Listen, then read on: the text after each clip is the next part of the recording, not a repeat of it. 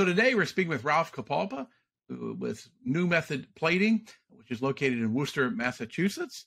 Ralph, thank you for joining me today. I very much appreciate it. Very glad to be here. Appreciate the opportunity. Great. So your company, I know, just celebrated, I think it's 91st birthday, 91st anniversary Right. It was, right? Right, yeah. My father started in 1931. Right, like I said. And I know you started, I believe you were in your early teens or 12 or 13 years old when you I was started. probably there, 12 correct? and 13 when I started coming in and doing things weekends and when I shouldn't have probably. But you know, officially out of college in 1965, when I graduated college, that's when I started full time. So you do the math, but it's 57 years, something like that. 7 years. So is that what you always wanted to do? I mean, what did you? I mean, did you want to come back and work, or was there something else you wanted Yeah, to do? I really did. No, I had nothing. I always enjoyed working with my hands. I always enjoyed the machinery, the mechanics, the chemistry, definitely the hands-on. I could never, even when I was young, could never see myself at a desk, financial banker or something. No, wasn't going to work. I wanted to do that, and when it came, quite honestly, when it came time to pursue my, in high school when I was making a choice as far as further education, my dad even told me, he says, I said, oh, I'm going to pursue an engineering career. He says, I can teach you the common sense chemistry associated with electroplating. He says, that's practical chemistry. He says, you don't need long formulations and what have you. Leave that for the chemists. He says, what you got to learn is how to run a business. And so this is basically, that's what I am. I got a BBA, got a business degree, and I've tried to run a successful business for the last 57 years. Now that the boys are in there, especially, it's making life a lot easier. And obviously, I'm not involved in the day-to-day or what have you anymore. So. Yeah, I was going to say you've sort of semi-retired or officially retired. Yeah, I'm more retired than not. Okay, I go in mostly special projects, quite honestly. The things that they don't want to be bothered with, like aerospace audits and environmental agencies, EPA, DEP, local sewer authority. They throw the old man at them. They basically throw me out there and say, yeah, you deal with them, will you? So you deal with that, right? Especially the audits, they're pretty time consuming, just the accreditations that we need to stay in business, especially the business that we're in. We do a lot of aerospace and defense. As you probably know, cadmium is our strong suit. Is the biggest single item that we offer as a finish. And to be perfectly honest with you, it comes with a lot of regulation on the environmental side and a lot of accreditations necessary, because most of the people that we're dealing with are aerospace and defense customers. So, right. I was going to say, yeah, not very many people do cadmium. You're one of the very few, aren't you? Pretty much. Very much so. Yeah. Right. Yeah. We basically decided that years ago it was either get in it in a big way or get out of it. Most people got out of it because they had the little operation on the side. It was a sideline, and then the environmental regulations became overburdening, overwhelming, right? And so they chose not to go that course, but we did. We put the waste treatment in 1983, 4, and that was the first when it was first nationwide hitting and what have you, and we put it in. And I remember we probably waited 2 or 3 years before the local sewer authority realized that we were there and had the waste treatment running, and said, "Oh, we should regulate you on this." After we've been running it for 2 years, and and now just recently we've with the boys have done most of this, upgraded to microfiltration because the limits have gotten lower and lower and lower in cadmium as far as our discharge limits. So again, it was a a decision for the future to stay in business. We're going to stay in this business, then we have to be able to comply with on a daily basis all the time the very low limits that have been imposed upon us, and we are very much so. Yeah. Well, we should mention, I said, Chris and Nick, your sons, they've are running the business now for you for the most part. Like I said, running it as you kind of spend some time away and everything. Go back, I guess, like you said, you worked with your father alongside that. How was it, working alongside him and for all those years? It was really good. It worked out well. He would always put his 2 cents in, and he was very progressive all the time. He believed in automation, machinery. I'll never forget, in 1998, he was, more retired than not at that point. And I put in the last barrel automatic that we put in. And the first thing out of his mouth was, "It's about time." He says, you got right. Like, what took you so long? Right. You really needed to automate that line, Right. You can't do it by hand. Right. And right. But he believed in that's automation. fair, because, like I said, a lot of people would have not thought, people who were doing it back in the 30s and 40s and 50s would want to be automated, just keep doing it the same way. But I know, like he was always looking for that. I know other families that have had this discussion, not just in our profession, but in metalworking, machinery, and what have you. And the older people would say, no, it's a way you're spending a lot of money. Look at how much money it costs to put a waste treatment in. An automated plating line in, and no, just dip them by hand. But pick it up with a hoist and move it around. Have some people do it. But my father never believed that. Never believe that, and we don't either.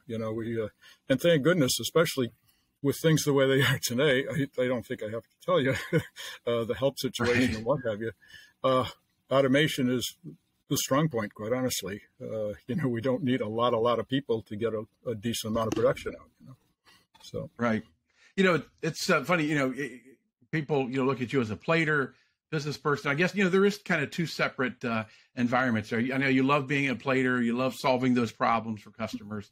Then you're a business person, right? You got to manage people, you've got to deal with regulations, and those really are two different. Do you look at them in two different ways? I mean, one seems to be very enjoyable to solve these problems and get these parts out, and you really know that you've made them, and then also you've got to deal with the sort of the headache of running the business, right? Yeah. A good number of times I'll tell my wife, we'll be sitting at the dinner table or what have you, and I'll say, "I'm glad I'm not involved in the day-to-day. I'm glad I'm not involved with the help situation, getting labor, the frustrations of customers, want this, want that, want to complain about this." And yeah, I miss and I don't miss that. Okay. I go in, when I go in and see what's going on, and put in my 2 cents here and there, especially on, new projects and what have you. I love that. And, but yeah, I don't miss a lot of the regulatory things. By the same token, like I say, the boys have me in there to do the aerospace and defense, and keeping up to that, keeping up the accreditations and the documents that are changing all the time. It seems like every time we turn around, it's, rev this, rev that. A new revision comes up, and you have to rewrite your all your procedures and manuals and what have you. And that kind of keeps me busy, and I enjoy it. Okay, I enjoy the challenge of that. I keeps the brain going, at least keeps me off of Prevagen. But so when did what year was it that your father basically stepped back and had you start running the business? How many years ago was that? Probably it was during the early 1980s, I would say. Yeah, he was around 70 or so, and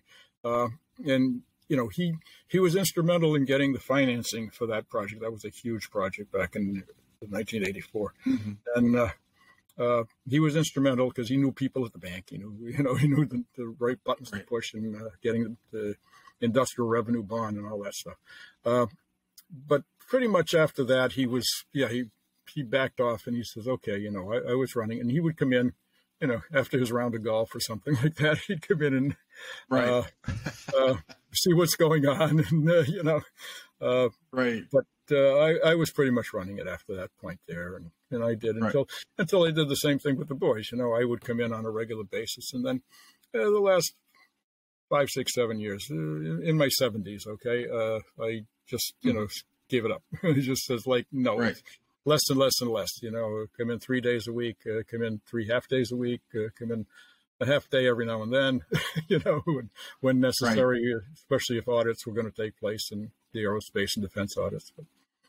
But Right.